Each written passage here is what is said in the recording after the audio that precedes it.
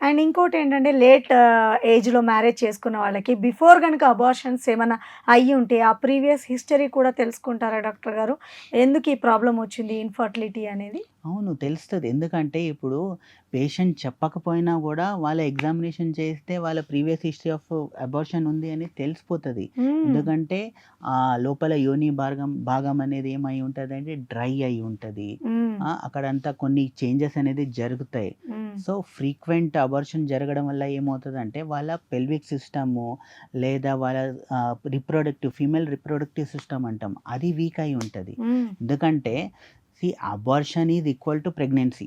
ఆ! అంటే ఒక అబార్షన్ అంటే మీరు 2 మంత్స్‌లోనే అబార్షన్ చేయించుకున్నా గూడా అది మీకు ఫుల్ టర్మ్ ప్రెగ్నెన్సీ అన్నట్టే. సో, మీరు 4 అబార్షన్ చేయించుకున్నారంటే మీరు 4 టైమ్ ప్రెగ్నెంట్ అయినట్టు. My God! వ్యూవర్స్ హ్మ్. కేర్‌ఫుల్‌గా వినండి ఈ వీడియోని. అండ్ మీలో ఏదైనా డౌట్స్ ఉంటే కింద కామెంట్ హ్మ్. రూపంలో రాయండి. సో, ఇప్పుడు ఇలాంటి పేషెంట్స్‌కి ఇంకా ఫ్యూచర్‌లో గర్భం దాల్చే అవకాశాలు ఎంత వరకు ఉంటాయి? సో, ఇలాంటి నేను అందుకే చాలా మన పేషెంట్‌కి చెప్తాను. మీకు ఏమవుతదంటే చాలా అమ్మాయిలు ఏం చేస్తారంటే, హ్మ్. అమ్మాయిలు గానీ, అబ్బాయిలు గానీ హ్మ్. సిగ్గుతో, భయంతో హ్మ్. మా వైఫ్ ఏమనుకుంటదో, హస్బెండ్ ఏమనుకుంటదో అని వాళ్ళ హిస్టరీ చెప్పరు. యెస్. హిస్టరీ చెప్పకపోవడం వల్ల చాలా కాంప్లికేషన్ జరుగుతాయి. సో, హ్మ్. అందుకే మీరు పర్సనల్‌గాన మీ గైనకాలజిస్ట్ దగ్గర వెళ్ళి మీ ప్రాబ్లమ్ చెప్పండి. నేను ప్రీవియస్ హిస్టరీలో ఇన్నిసారి అబార్షన్స్ అయినాయి అని మీరు చెప్తే ఏమవుతదంటే దాని ప్రకారంగా ఆ సిస్టమ్‌ని నార్మల్ చేయడానికి కొన్ని మెడికేషన్ చెప్తాము, కొన్ని డయట్ చెప్తాము, కొన్ని ఎక్సర్‌సైజ్ చెప్తాము. సో, ఇవన్నీ మనం చెప్పడం వల్ల ఏమవుతదంటే మళ్ళీ ప్రెగ్నెన్సీ కన్ఫర్మ్ అయినంక మీకు మళ్ళీ అబార్షన్ కాకుండా ఉంటది. హ్మ్. అదర్‌వైజ్ మీరు హిస్టరీ చెప్పకుండా లేదు ఏమన్నా అనుకుంటారు, సిగ్గుతో, భయంతో మీరు హిస్టరీ చెప్పకుండా ప్రెగ్నెన్సీ ప్లాన్ చేశారనుకోండి, అప్పుడు మీకు మళ్ళీ అబార్షన్ అయ్యే ఛాన్సెస్ ఉంటది. హ్మ్. లేదంటే ఒక 6 మంత్స్‌లోనో, 8 మంత్స్‌లో నేను చూసాను కొన్ని కేసెస్‌లో ఈ ప్రీవియస్ హిస్టరీ ఆఫ్ అబార్షన్ ఉండేవాళ్ళు ప్రీటర్మ్ బేబీస్ పుడతారు. 7థ్ మంత్‌లోనే, 8థ్ మంత్‌లోనే ఓకే. డెలివరీ అయిపోతది. ఎందుకంటే అక్కడ గర్భం అనేది వీక్ అయ్యి ఉంటది. ఫ్రీక్వెంట్ అబార్షన్ వల్ల హ్మ్. గర్భం వీక్ అయ్యి 7థ్, 8థ్ మంత్‌కినా ఎక్కువ. ఎందుకంటే 7థ్, 8థ్ మంత్‌లో లోపలుండే ఈ బేబీ అనేది 1½ కేజీ వరకు ఉంటది. హ్మ్. 1½ కేజీకినా ఎక్కువయిందనుకోండి, ఆ గర్భం అనేది ఆ వెయిట్ అనేది బేర్ చేయలేదు. అది నేచురల్‌గానే జరిగిపోతూ ఉంటదా? లేకపోతే నేచురల్‌గానే సిజేరియన్? నేచురల్‌గా ఇదయిపోతది. ఓకే. వాళ్ళకి పెయిన్ నార్మల్ డెలివరీ లాగా పెయినొచ్చేసి 7థ్ మంత్ ఆర్ 8థ్ మంత్‌లో పిల్లలు పుడతారు. అందుకే ఓహ్! మీరు చూసుండొచ్చు కొన్ని పిల్లలు 1½ కేజీ అంతే ఉంటారు. సో, ఇలాంటి హ్మ్. ప్రీటర్మ్ పిల్లలు గూడా పుడతారు ఫ్రీక్వెంట్ అబార్షన్ వల్ల. సో, అందుకే మీకు ఫ్రీక్వెంట్ అబార్షన్స్ అలాంటి కాంప్లికేషన్స్ ఉన్నాయనుకోండి, ఇమ్మీడియేట్‌గా డాక్టర్‌కి చెప్పాలి. ప్లస్ ఇంకోటేందంటే అబార్షన్స్ హిస్టరీ ఉండేవాళ్ళు, అబార్షన్ చేయించుకుంటే ఇమ్మీడియేట్‌గా ఏం చేయాలంటే బ్లడ్ చాలా లాస్ అయ్యి ఉంటాయి గాబట్టి ఐరన్ రిలేటెడ్ ఫుడ్ తినాలి. మంచి ఫ్యాటీ ఫుడ్ తినాలి. అంటే డ్రై ఫ్రూట్స్ లాంటి ఫుడ్ తినాలి. గ్రీన్ లీఫీ వెజిటబుల్స్ తినాలి.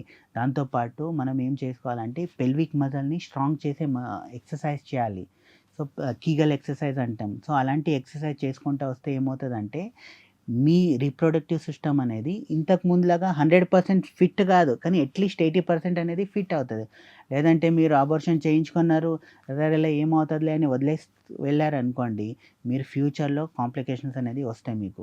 అంటే ఇప్పుడు ప్రెగ్నెన్సీ అనేది ఒక్క అమ్మాయిల విషయానికి సంబంధించింది కాదు. అబ్బాయిలకు కూడా అవును. సంబంధించిందే. అవును. అయితే ఇప్పుడు అమ్మాయిల విషయంలో చెప్పారు. కొంతమంది అబ్బాయిల విషయంలో లైక్ మనము న్యూస్‌లో చూస్తూ ఉంటాము.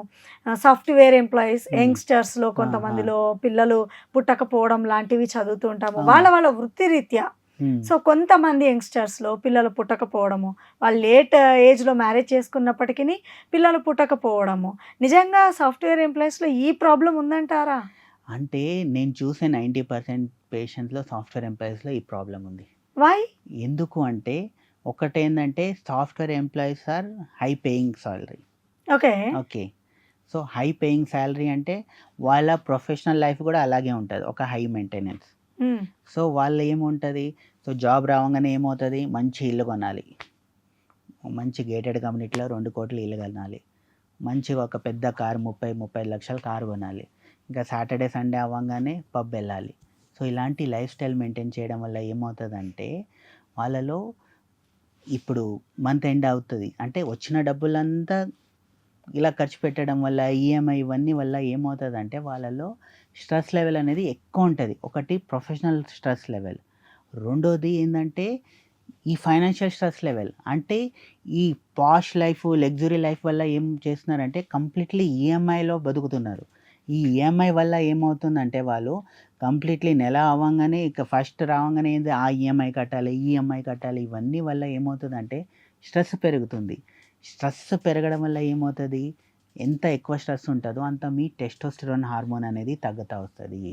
సో టెస్టోస్టెరాన్ ఎందుకు ఇంపార్టెంటు, మీ స్పర్మ్ ప్రొడక్షన్ మంచిగా ఉండాలి, మీ స్పర్మ్ హెల్తీగా ఉండాలి, మీ స్పర్మ్ మొటిలిటీ మంచిగా ఉండాలి అంటే మీ టెస్టోస్టెరాన్ మంచిగా ఉండాలి. కానీ మీరు మొత్తం ఈ స్ట్రెస్లోనే ఉన్నారనుకోండి, అప్పుడు ఏమవుతుంది, ఆటోమేటిక్గా మీ స్పర్మ్ హెల్త్ అనేది డిస్టర్బ్ అయిపోతుంది. వీళ్ళు ఏదైనా ఫుడ్ తీసుకోవడం, ఇంతకుముందు చెప్పారు కదా కొన్ని రకాల ఫుడ్ తీసుకుంటే హెల్దీగా ఉంటారు అని, వీళ్ళు ఎలాంటి సో ఎక్సర్సైజ్ ఫస్ట్ ఆఫ్ చేయొచ్చు? ఆల్ వీళ్ళు ఏం చేయాలంటే ఫస్ట్ స్ట్రెస్ తగ్గించాలి. Okay, number 1. ఎందుకంటే మైండ్ ఎంత ఫ్రీగా ఉంటుందో అంత మీ టెస్టోస్టెరాన్ అనేది మంచిగా ఉంటుంది. అదొకటి. ఓకే. రెండోది టెస్టోస్టెరాన్ ఇంప్రూవ్ అవ్వాలంటే మనం జింక్ రిచ్ ఫుడ్ తినాలి. ఓకే. జింక్ రిచ్ అంటే మన గుమ్మడికాయ గింజలు ఉంటాయి కదా, పంకిన్ సీడ్స్లో మంచి జింక్ ఉంటుంది. అదేం చేస్తుందంటే మీ టెస్టోస్టెరాన్ ప్రొడక్షన్ని బూస్ట్ చేసేస్తుంది. అమ్మాయిలు అయితే ఐరన్, అబ్బాయిలు అయితే జింక్. ఓకే. ఇంకా ఆల్మండ్స్ తినాలి. డైలీ 2 ఆల్మండ్స్ తినండి. ఎందుకంటే ఆల్మండ్స్ ఏం చేస్తాయంటే టెస్టోస్టెరాన్ హార్మోన్ ప్రొడక్షన్కి హెల్ప్ఫుల్ చేస్తుంది. సో ఆల్మండ్స్ తినడం వల్ల మీ టెస్టోస్టెరాన్ హార్మోన్ అనేది ఇంప్రూవ్ అవుతుంది. సో అదొకటి. మూడోది, మీ లైఫ్ అంతా స్ట్రెస్ఫుల్ ఉంది కాబట్టి డైలీ ఒక 10 నిమిషాలు మెడిటేషన్ చేయండి. ఆ మెడిటేషన్ చేయడం వల్ల మీ స్ట్రెస్ అనేది తగ్గుతుంది. స్ట్రెస్ హార్మోన్ అనేది తగ్గుతూ వస్తుంది.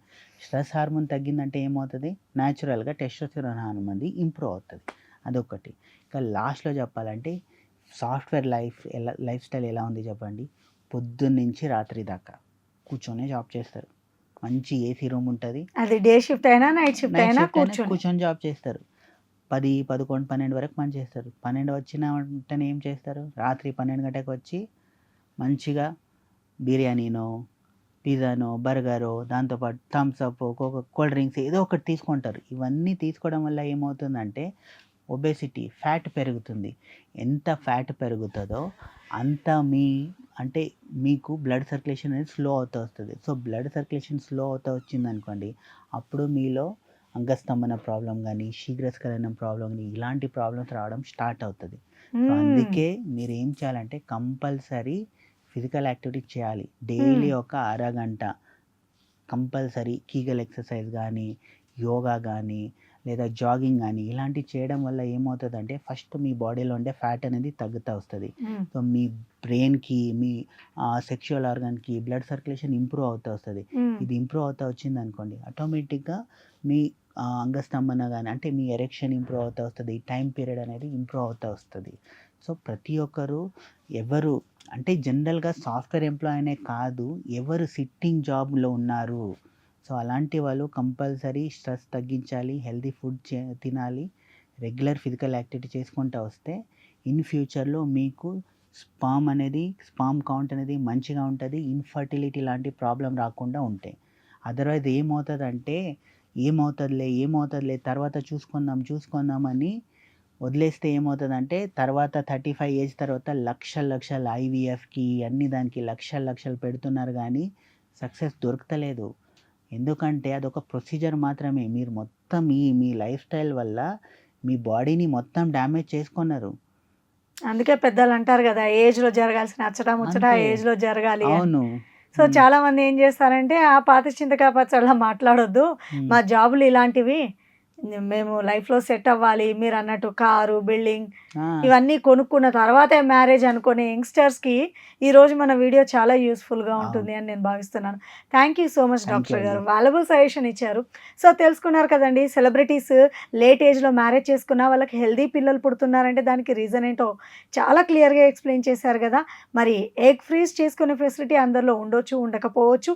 అంతటి ఆర్థిక స్తోమత ఉంటే ఇట్స్ ఓకే, బట్ లేని వాళ్ళ పరిస్థితి ఏంటి అనేది ఈ వీడియోలో క్లియర్గా తెలుసుకున్నారు కదా. మీకు ఎలాంటి డౌట్స్ ఉన్నా కూడా కింద కామెంట్ రూపంలో తెలియపరచండి. నెక్స్ట్ టైం ఆ డౌట్స్ పైన నేను మళ్ళీ డిస్కస్ చేస్తాను. Thank you so much.